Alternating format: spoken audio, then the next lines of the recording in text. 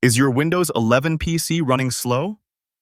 Don't waste money on new hardware, because in just 90 seconds I'll show you 3 free tricks to speed it up. Let's get started. Step 1. Disable startup apps. First, reduce startup apps to cut down boot time. Right-click the Start button, open Task Manager, and go to the Startup tab. Disable apps you don't need, like old game launchers. This frees up memory and makes your PC start much faster. Step 2. Turn off visual effects.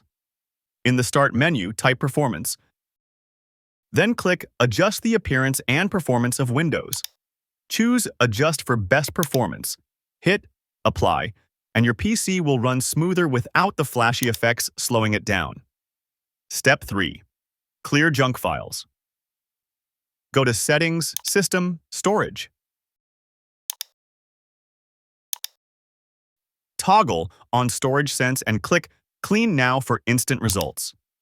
Free space is equal to faster performance. And that's it.